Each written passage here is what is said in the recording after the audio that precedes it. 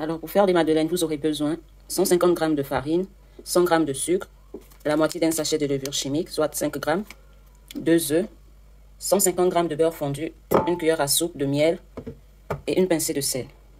Nous allons commencer. Alors, soit dans un saladier ou dans un récipient, tout court, on va casser 2 œufs.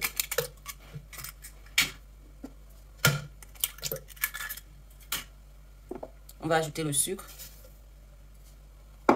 le sel, une cuillère à café de miel,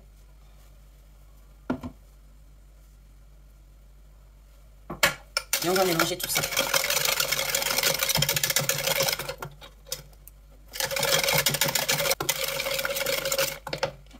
« 150 g de farine. Désolé, on va ajouter progressivement.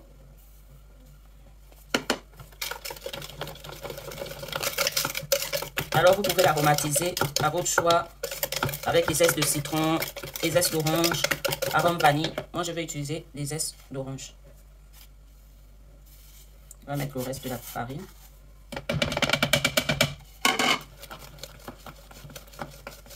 On va bien mélanger. On va ajouter la levure chimique. Comme je vous disais, elle est déjà utilisée, c'est la moitié. Le sachet de levure, le beurre fondu,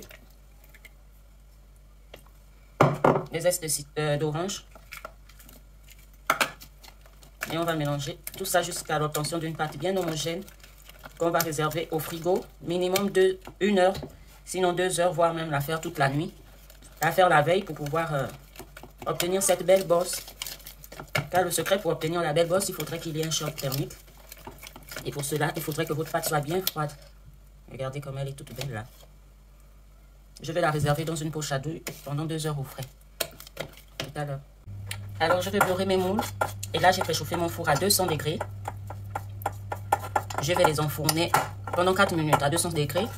Et après, je vais baisser mon four à 180 degrés pendant minimum 6 minutes, voire 8 minutes. En tout cas, tout ça, il faudra surveiller selon vos fours. Alors, concernant l'utilisation des moules, certains disent qu'il faut, pour avoir des bonnes madeleines à bosse, il faut utiliser des moules en métal pour que le choc thermique se fasse mieux.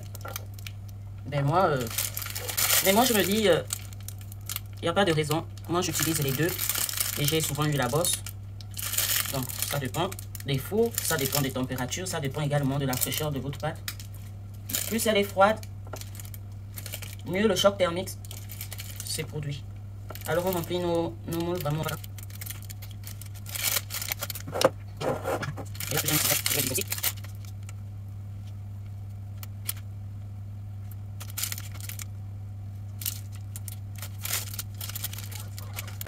À 200 degrés, d'abord pendant 4 minutes et par la suite, je vais diminuer à 180 degrés pendant minimum 6 minutes.